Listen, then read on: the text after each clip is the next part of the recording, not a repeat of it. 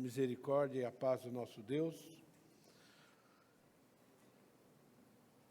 Foi bom ouvir testemunho de salvação. Foi muito legal ver o vídeo. Aquela música, Te Amo de Noite e de Dia, eu só acredito quando você falar depois de 10 anos de casado para a mesma pessoa. Porque esses caras cantam essas músicas e não significa nada para eles. Mas depois de 10 anos de casado, se você falar isso, legal, tá bom? Então vocês não se esqueçam disso, por favor. Nós estamos estudando o Velho Testamento sobre a Páscoa de Jesus. Estava preparando esse estudo e orando. O meu objetivo é tentar fazer desse estudo uma aplicação para nós. E é por isso que a gente fica um certo tempo em cada lição, porque eu não quero que a gente apenas conheça, vamos assim dizer, histórias e eventos do Antigo Testamento, mas eu quero que a gente entenda como o Antigo Testamento e o Novo Testamento é a palavra de Deus. É um só testamento, é Deus falando conosco. Eu vou pedir para vocês se reunirem em grupo, o mais rápido que vocês puderem. É uma tarefa que vocês só vão fazer quase no finzinho do nosso tempo hoje, tá bom? Com certeza vocês não vão terminar a tarefa hoje, mas eu quero que vocês já recebam o material. Eu vou passar o material para vocês. Não, eu não vou passar o material para vocês vão ficar curiosos. Então eu vou entregar para o meu irmão aqui, que também você não vai ver durante o estudo, e na hora certa você entrega, tá bom?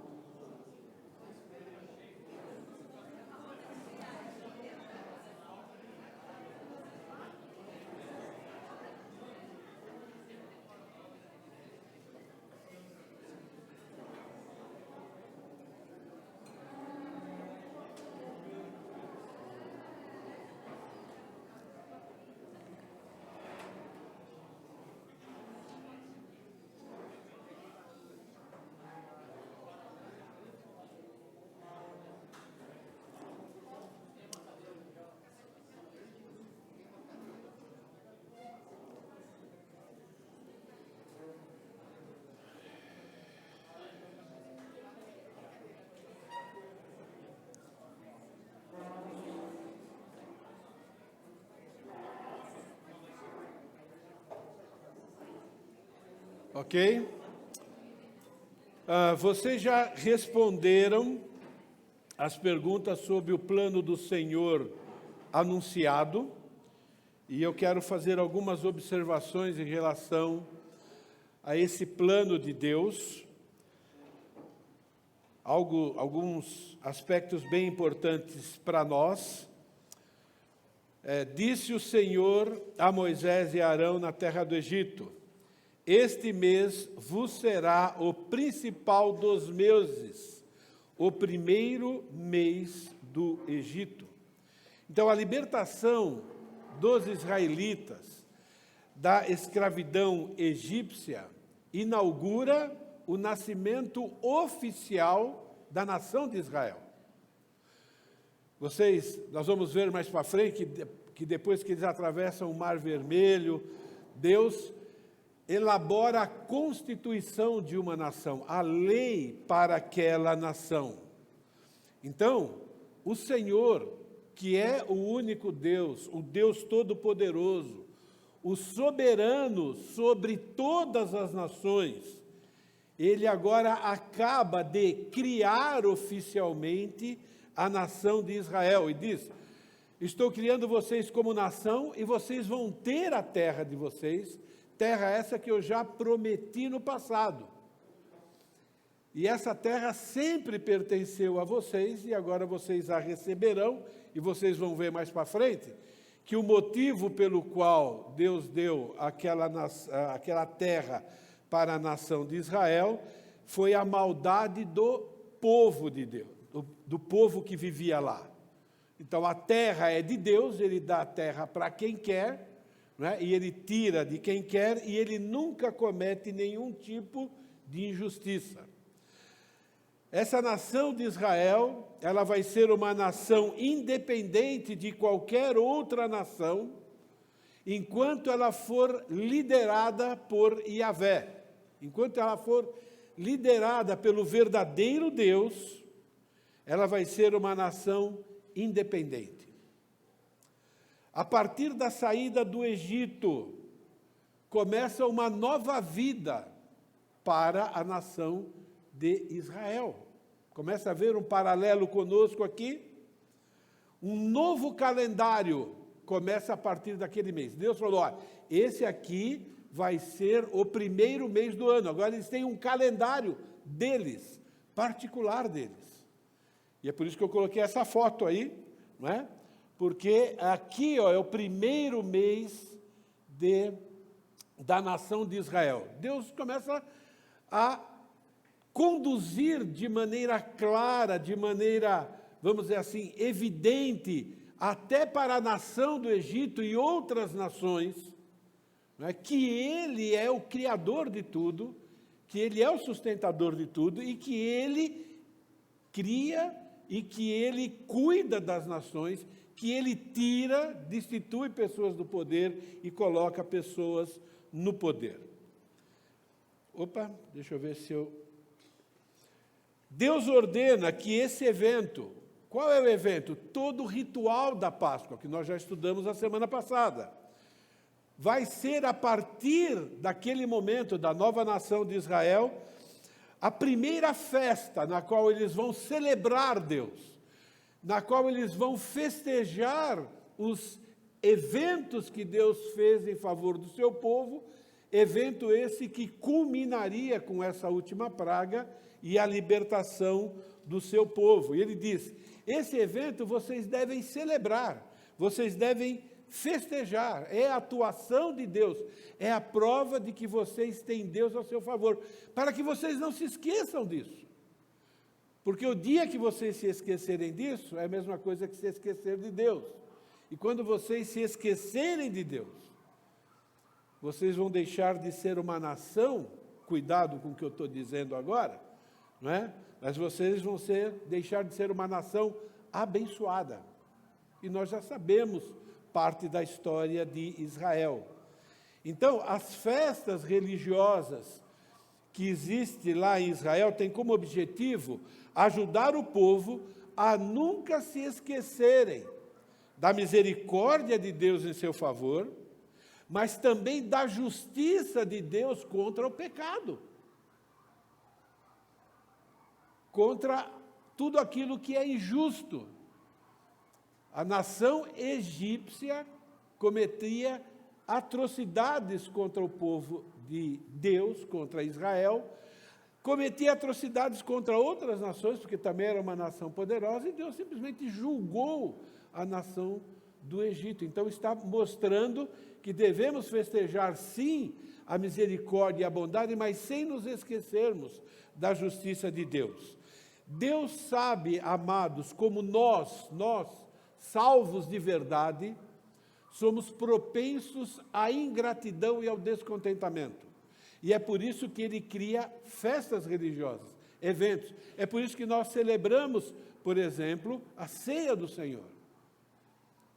O problema é que muitas vezes essas celebrações se tornam meros rituais e nós não nos identificamos com aquilo ou não lembramos o que nós realmente estamos festejando. E tem muita coisa para aplicar para isso, mas eu vou deixar isso para o fim. Só estou dando algumas pinceladas. Deus instruiu os israelitas a selecionar um cordeiro, então ele tinha que escolher entre aqueles cordeiros um completamente saudável que seria sacrificado. Através do sangue do cordeiro, o primogênito da família seria salvo da morte. Isso é, aquele cordeiro está substituindo o primogênito da família. Porque naquela noite passarei pela terra do Egito e ferirei na terra do Egito todos os primogênitos, desde os homens até os animais, executarei juízo sobre todos os deuses do Egito. eu sou o Senhor, o sangue vos será por sinal nas casas em que estiverdes. Quando eu vir o sangue, passarei por vós, e não haverá entre vós praga destruidora, quando eu ferir a terra do Egito. E nós temos que associar essa praga também à justiça de Deus contra o povo do Egito, porque foi o povo do Egito que matava os primogênitos do povo de Israel debaixo da ordem do faraó. O nosso Deus é um Deus justo. Lembra, aquele que comete pecado recebe de volta o pecado feito ou injustiça feita, porque Deus não faz acepção de pessoas. Só o arrependimento pode nos livrar dessa condenação. A escolha do cordeiro deveria ser feito algo bem planejado, não podia ser de última hora, não podia ser de qualquer jeito. Precisamos tomar cuidado como é que nós prestamos adoração ao nosso Deus, como é que nós nos preparamos para vir para o culto, como é que nós nos preparamos, para executar aquilo que Deus quer que nós façamos. As pessoas, naquele contexto, não podiam correr o risco de se esquecer de fazer o que deveriam fazer. Por isso que Deus avisa com antecedência para que eles possam se planejar também com antecedência para obedecer ao Senhor, conforme Ele prescreveu na sua palavra. Uma observação: ao anunciar a última praga, Yahvé, Deus de Israel, voltou a afirmar: executarei juízo contra todos os deuses do Egito. O faraó era considerado um ser divino, ele era considerado um Deus. Logo, o filho do faraó também é filho de um Deus, que se não morresse, iria assumir o lugar do seu pai como Deus. Quando Deus tira a vida do primogênito do faraó, Ele está completando o juízo contra os supostos falsos deuses do Egito. E é isso que Deus continua fazendo na nossa vida, tentando eliminar os ídolos do nosso coração, que querem assumir o lugar do nosso Deus. A vida dos filhos dos primogênitos está em jogo. Depois de manter o cordeiro separado, livre de lesões durante 4 dias, cada família deveria matar o cordeiro depois do pôr do sol, mas antes de escurecer, isso é, antes do crepúsculo, eles tinham que assar a carne, comê-la com pão asmos e ervas amargas. Eu vou ler esse texto bíblico, eu quero que vocês observem as ordens que Deus deu e os detalhes dessas ordens. E começa a pensar, por que é que Deus dá tantas informações ou tantos detalhes? O cordeiro será sem defeito, macho de 1 ano. Podereis tomar um cordeiro ou um cabrito, e o guardareis até o 14º dia desse mês. Todo o ajuntamento da congregação de Israel o imolará no crepúsculo da tarde. Tomarão do sangue e o porão em ambas ombreiras e na verga das portas, nas casas em que comerem. Naquela noite comerão carne assada no fogo, com pães asmos, ervas amargas a comerão. Não comereis do animal nada cru, nem cozido em água, porém assado ao fogo, a cabeça e as pernas e a frissura. Nada deixareis dele até pela manhã. O que, porém, ficar até pela manhã, queimá-los-ei.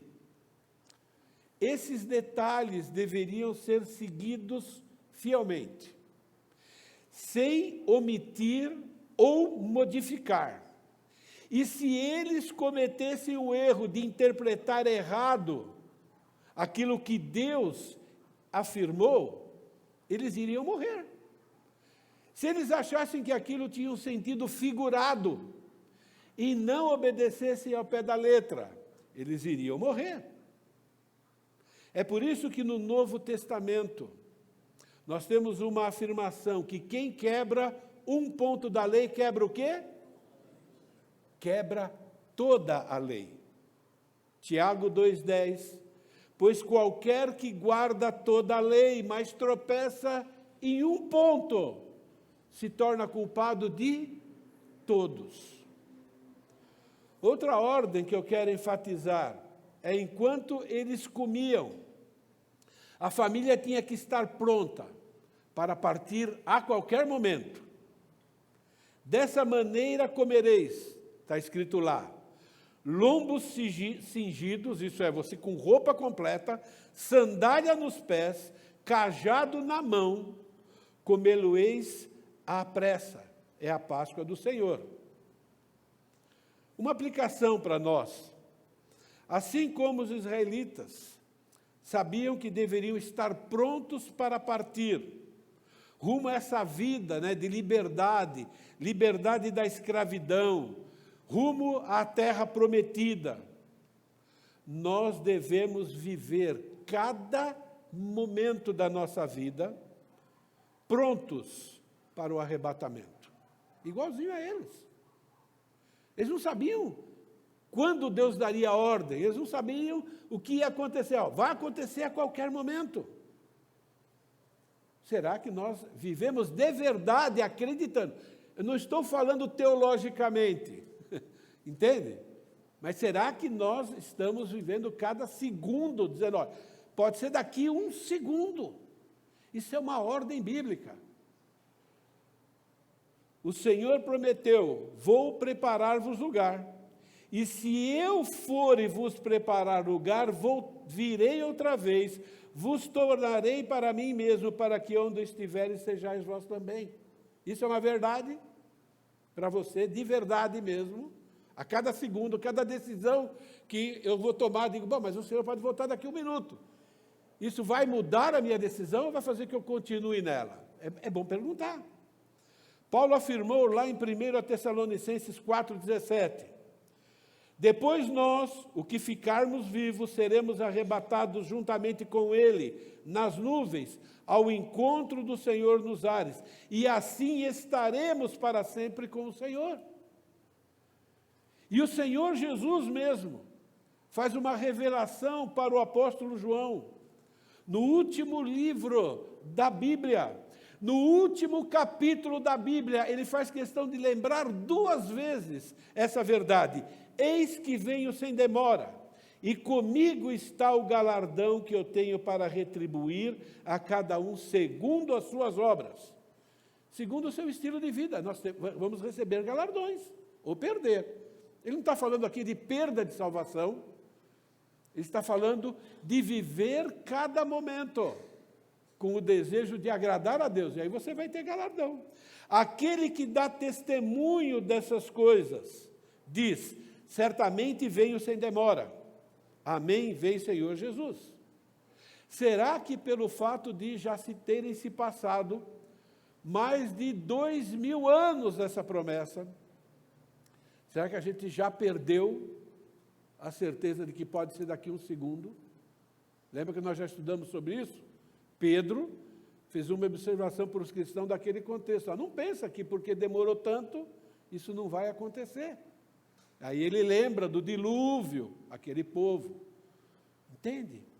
É extremamente importante. A história dos israelitas tem muitos paralelos com a igreja, muitos. E hoje nós vamos ficar só nesse aqui, porque depois tem a tarefinha.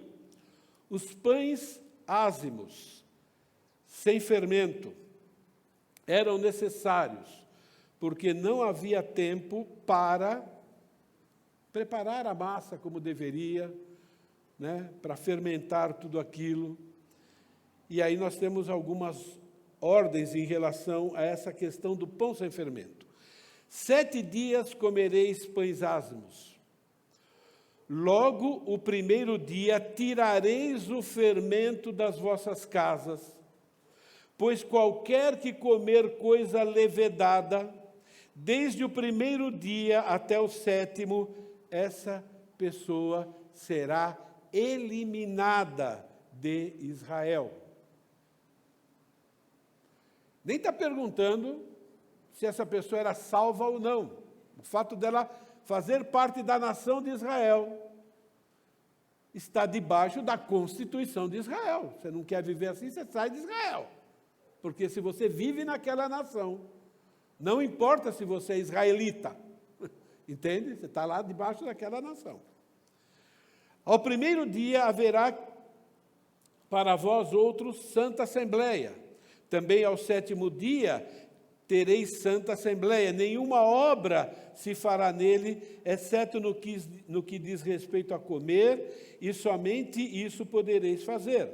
Guardais, pois, a festa dos pães asmos, porque nesse mesmo dia tirei vossas hostes da terra do Egito, porquanto guardareis esse dia nas vossas gerações por estatuto perpétuo.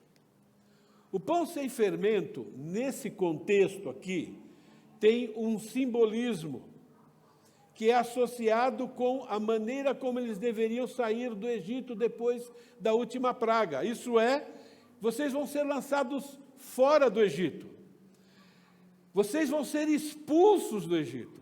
É isso que eles disseram. Depois da última praga, né, você não vai precisar pedir para o faraó, deixa meu povo ir. Não, né, vocês vão ser despejados. Vocês têm que saber disso. Então, por isso que é pão sem fermento. Não dá tempo de fermentar a massa, né? Vai ser algo muito rápido. Lembra também, gente, que não foi uma saída fácil. O momento em que eles receberam a ordem para a libertação, e durante o período que eles estavam saindo, não sei quanto tempo demorou para eles saírem, fazer toda aquela peregrinação, naquela multidão de gente, não foi uma saída fácil, né? Eles não tiveram tempo de fazer uma boa logística, não tiveram, né? Eles tinham que, né? Não tinha caminhão de mudança, mal tinha talvez carroça, não tinha empacotadores, e eles iam sair com muitas coisas, inclusive eles iam sair com riquezas do Egito. Mas eles não tiveram muito tempo assim para planejar. Além disso, a gente sabe pela história que depois, né, que aconteceu essa mortandade, o que aconteceu com o faraó? O faraó endureceu o coração, o faraó os perseguiu, mas não os perseguiu para retomarem a escravidão, perseguiu para aniquilar, né, aquela nação toda. Por isso que em Deuteronômio, capítulo 16, verso 3, o pão sem fermento é descrito como pão da aflição, para que eles se lembrassem de todo o sofrimento que eles passaram realmente no passado, né, enquanto eram escravos, mas também durante todo o período que estavam dentro do Egito, até depois que eles atravessaram o mar. Aí ficou tudo mais tranquilo, mas até então é sofrimento o tempo todo, é perseguição, risco de morte o tempo todo. Deuteronômio diz, nela não comerás levedado 7 dias, comerás pão asmos, pão da aflição, porquanto apressadamente saísse da terra do Egito, para que te lembres todos os dias da tua vida, do dia que saísse da terra do Egito. Irmãos, a gente lembra todo dia daquele momento em que a gente passou de filho do diabo para filho de Deus. Lembra aquele dia na sua vida? Naquele momento, Deus quer que a gente se lembre todos os dias. E por isso que Ele também nos deu a ceia, pelo menos, né, de tempos em tempos. Da onde Deus nos tirou. Isso é extremamente importante para ter uma vida emocional equilibrada. E mais para frente eu vou falar um pouco sobre isso. Comendo pão sem fermento, eles iam se lembrar, né, do que eram e o que Deus fez em favor deles. Eu quero destacar a seriedade dessa ordem de comer pão sem fermento. Quero enfatizar aqui. Qualquer que comer coisa levedada, desde o primeiro dia até o sétimo, essa pessoa será eliminada de Israel. E agora vocês têm uma atividade em grupo. Cadê o meu secretário? Uma folha para cada grupo. Tem um monte de pergunta aí, vocês vão responder. Vocês têm 12 minutos para começar. Ali é só para demonstrar quantas são. Vocês não vão enxergar nada. Mas no papel, vocês receberão, tá bom? O meu pedido, para não dizer que é uma ordem, ok? Eu sei que vocês têm muita coisa para estudar. Vocês vão começar a responder essas perguntas. E eu vou mandar para vocês, ainda não mandei, mas vou mandar ainda hoje para vocês, no WhatsApp de vocês, essas mesmas perguntas. Seria muito bom se no devocional dessa semana vocês tirassem um tempo para responder individualmente essas perguntas na sua casa. Na semana que vem a gente volta e reúne os grupos e formulem uma resposta única de cada pergunta. Eu sei que isso dá muito trabalho, mas, irmãos, deixa eu dizer uma coisa para vocês. Talvez seja a melhor maneira de inculcar algo extremamente importante no nosso contexto, coisa que já foi ensinado aqui na igreja, mas que a gente precisa entender a importância. E a minha expectativa é que o Espírito Santo, né, faça essa obra enquanto vocês estiverem respondendo aí. E eu vou fazer questão que vocês respondam cada pergunta no nosso próximo encontro, praticando aquilo, né, instruir-vos e aconselhar-vos mutuamente. Não vai vir do pastor, vai vir de vocês. É lógico que depois eu vou fazer um resuminho, bem curtinho, tá bom? Então, comecem a responder. 12:10 em ponto, eu vou parar, e aí eu vou fazer uma oração, e a gente vai para casa, ok?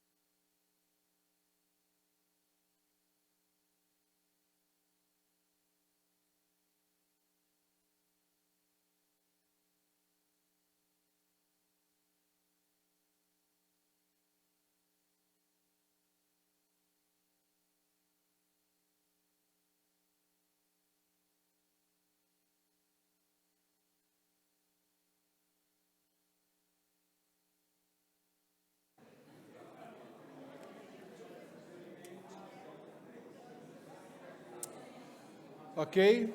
Deu uma amostra aí, né, do trabalho que temos durante a semana. Vamos orar. Desculpe aí interromper. Valeu, Dudu, estava animado aí, viu? Até eu estava ouvindo o Dudu aí, ó. Vamos orar ao nosso Deus. Eu fiz um compromisso de terminar pontualmente a escola bíblica no horário. É certo que eu vou orar, então a gente vai passar um pouquinho do tempo, tá bom? Me permitam, eu quero encerrar orando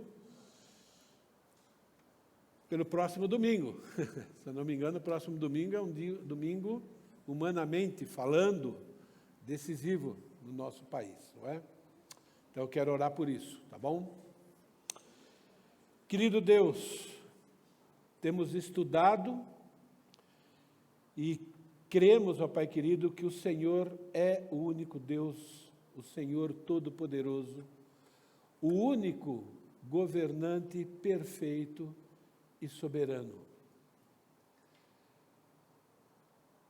Já aprendemos na Tua palavra, ó Pai, que o Senhor coloca pessoas no poder e que o Senhor tira pessoas do poder. Que o Senhor exalta nações e que o Senhor humilha e destrói nações.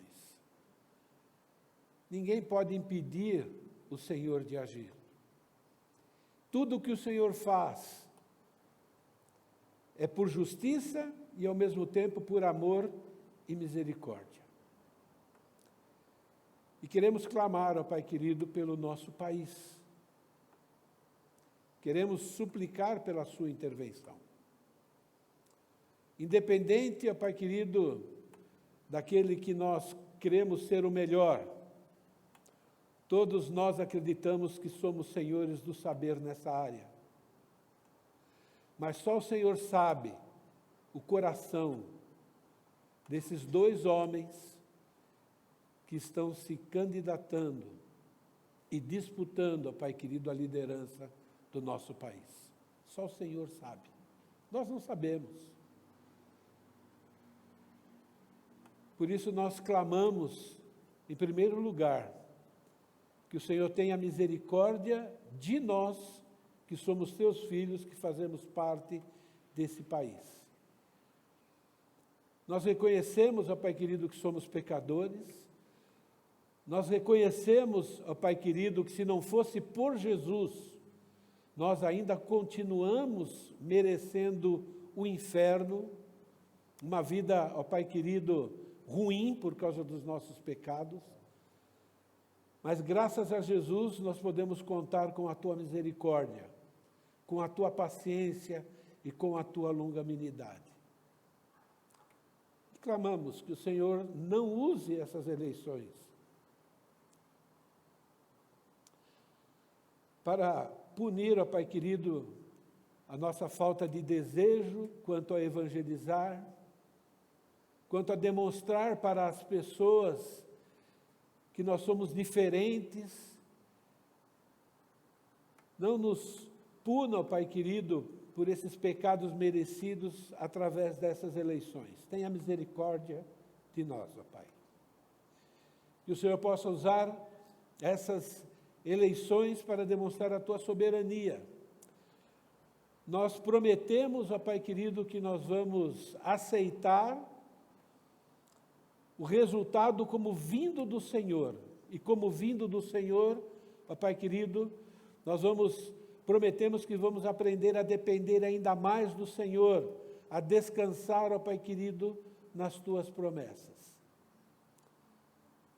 Nós pedimos que o Senhor ilumine esse povo para escolher o homem que o Senhor prefere entre os dois. Que seja um homem, ó Pai querido, que tenha o mínimo de desejo pelo bem-estar do Teu povo. Ambos, ó Pai querido, pelo que nós sabemos, são descrentes. Não têm Jesus como Senhor e Salvador. Então clamamos, ó Pai querido, que o Senhor ilumine os Teus filhos, ó Pai, e conduz o coração dos descrentes para executarem a Tua palavra, a Tua vontade decretada, que nós saberemos no final desse domingo próximo, ó Pai. E ajuda-nos a descansar no Senhor. É a nossa oração, em nome de Jesus. Amém.